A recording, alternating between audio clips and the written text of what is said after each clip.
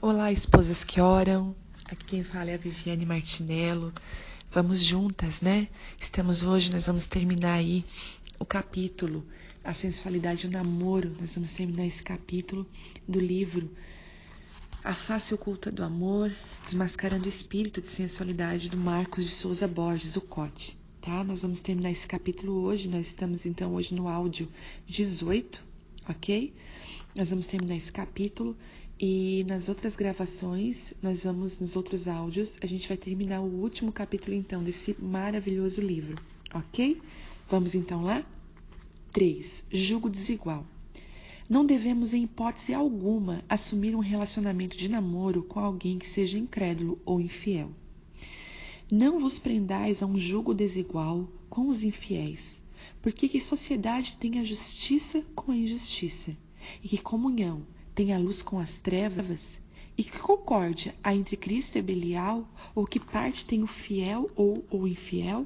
Ora, amados, pois que temos tais promessas, purifiquemos de toda a imundícia da carne e do espírito, aperfeiçoando a santificação no temor do Senhor. 2 Coríntios 6,14 e 2 Coríntios 7,1. Através do jugo desigual se invoca a injustiça, as trevas, o senhorio de demônios e a infidelidade e infelicidade. Este comprometimento polui as nossas vidas, imprimindo uma contaminação e uma imundícia na profundidade do nosso próprio espírito. A palavra com a qual o próprio Deus descreve esse tipo de jugo, sociedade, comunhão, concórdia ou tomar parte é a abominação. Judá foi desleal. E a abominação se cometeu em Israel e em Jerusalém, porque Judá profanou a santidade do Senhor, a qual ele ama, e se casou com a filha de um Deus estranho. O Senhor extirpará das tendas de Jacó o homem que fizer isso. Malaquias 2:11, 12. Quando alguém se compromete e casa em jugo desigual, está cometendo uma deslealdade contra Deus e admitindo, como sogro espiritual, o próprio diabo.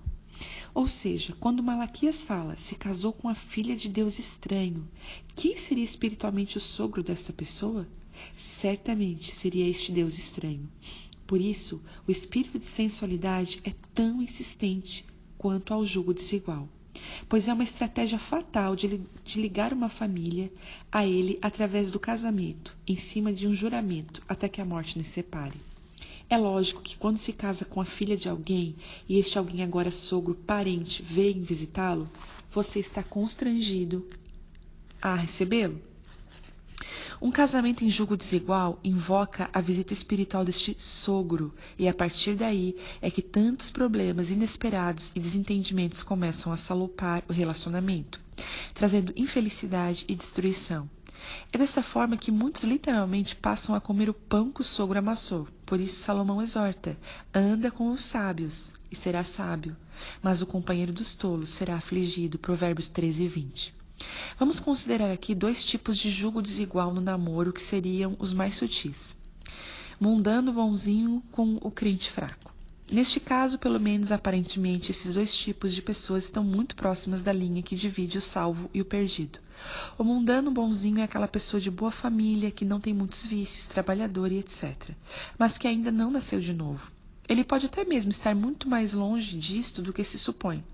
O crente fraco, por sua vez, é aquela pessoa que está em declínio espiritual, negociando princípios de Deus, e devido ao envolvimento sentimental com o incrédulo, mundano bonzinho, abusa com a desculpa: vou trazê-lo para Jesus.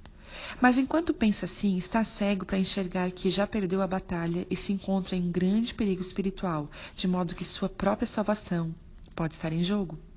Infelizmente, muitos têm se casado sob esse sofisma e pelo resto da vida passam a colher os amargos frutos da sua desobediência. Quase sempre, esta outra pessoa que se esperava que se convertesse ao Evangelho rebela-se ainda mais, levando o casamento e a família à infelicidade. Em outros casos, interessantemente, o mundano bonzinho se converte e o crente fraco se desvia, o que de certa forma faz cumprir a maldição do jugo desigual proferida de Malaquias: o Senhor extirpará das tendas de Jacó o homem que fizer isso. Em raríssimos casos, o casal vem a permanecer firme na fé. Certamente não vale a pena correr este risco, pois sempre ficam algumas sequelas que perturbam o lar. Crente verdadeiro com falso irmão. Mas agora vos escrevi que não vos associeis com aquele que, dizendo-se irmão, for devasso, ou avarento, ou idólatra, ou maldizente, ou beberrão, ou roubador, com o tal nem andais e nem comais. 1 Coríntios 5:11. Não podemos deixar os nossos sentimentos falarem mais alto do que o discernimento espiritual.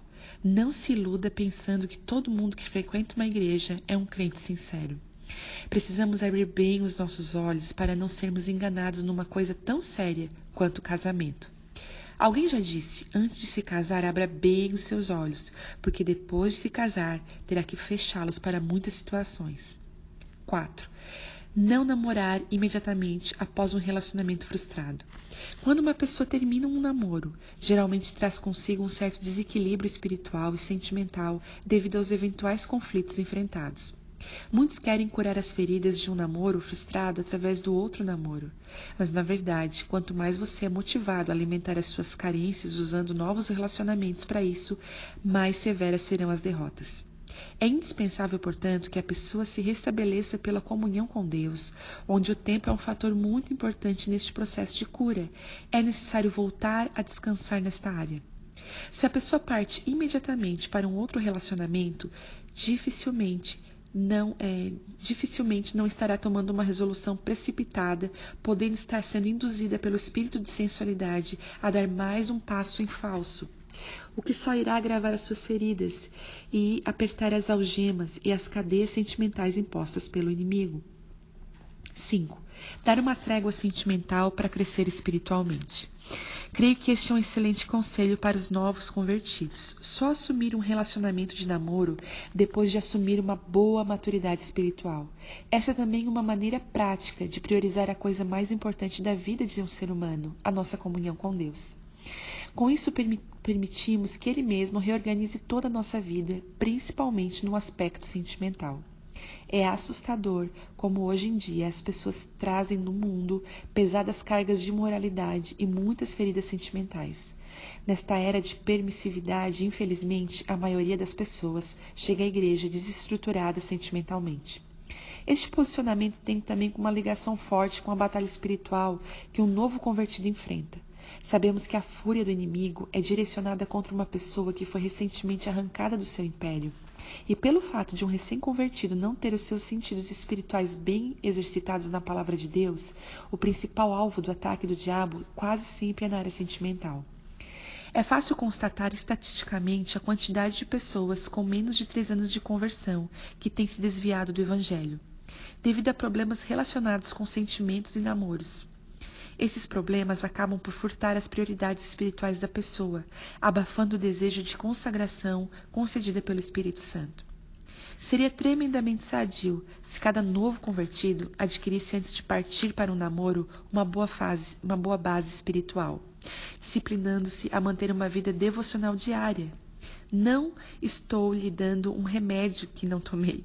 Os 4 anos de trégua sentimental que dei após a minha conversão foram decisivos para o plano conjugal e familiar que tenho desfrutado. 6. Saber lidar com o sentimento. O que fazer quando somos sobressaltados por um sentimento? Como nos portar espiritualmente? Paulo nos instrui. Rogo-vos, pois, irmãos, pela compaixão de Deus, que apresentei os vossos corpos em sacrifício vivo, santo e agradável a Deus, que é o vosso culto racional. E não vos conformeis com este mundo, mas transformai-vos pela renovação do vosso entendimento, para que experimenteis qual seja a boa, a agradável e a perfeita vontade de Deus. Romanos 12, 1-2. Mais uma vez, repetimos que não há nada de errado ou pecaminoso em se ter um sentimento por alguém. O sentimento é uma faculdade inerente ao ser humano, a qual o próprio Deus, obviamente, nos concedeu e respeita. É importante sabermos que um sentimento pode alterar totalmente o curso de nossas vidas. Poderíamos dizer que Deus tem um propósito para cada um de nós e muitos planos ou alternativas para atingir este propósito. Como a tendência de um sentimento levado a sério envolve uma possibilidade de casamento, é muito importante estarmos atentos em relação a ele, discernindo criteriosamente se existe um aval do Espírito Santo. Do mesmo modo, devemos estar cientes dos novos rumos que aquele sentimento pode causar no nosso futuro. Precisamos aprender a fazer escolhas espiritualmente inteligentes mediante a influência de um sentimento e nunca permitir que sejamos imediatamente vencidos agindo inconsequentemente. É também muito importante mencionar que, basicamente, um sentimento pode ter 3 procedências. Ele pode surgir do nosso próprio coração, pode vir de Deus pelo fato de nos abrirmos para os seus planos e também pode vir do espírito de sensualidade, devido à legalidade cedidas a esta entidade. Paulo nos dá uma receita prática para alinharmos nossa vida sentimental com a vontade de Deus.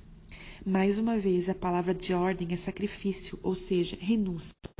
Devemos nos submeter a um culto racional, apresentando o sentimento como parte integrante do corpo, num sacrifício vivo, santo e agradável a Deus. Qualquer sentimento o qual não estejamos prontos a renunciar em virtude de uma convicção dada pelo Espírito Santo é uma brecha para o espírito de sensualidade atuar. Nossos sentimentos representam muitas vezes fortes influências espirituais que precisam ser dominadas. Só assim podemos de fato andar no espírito ou sacrificarmos os nossos sentimentos ou idolatrarmos. Meninas, não deu para terminar esse capítulo, realmente ele vai ficar longo e eu não vou conseguir compartilhar se ele ficar muito longo com vocês, então ficou 2,5 páginas para terminar. Eu vou fazer um outro áudio junto com esse para terminar já esse capítulo hoje. Então vou enviar 2 áudios para vocês, ok? Que é esse áudio, que é o 18, e eu vou mandar o 19 também.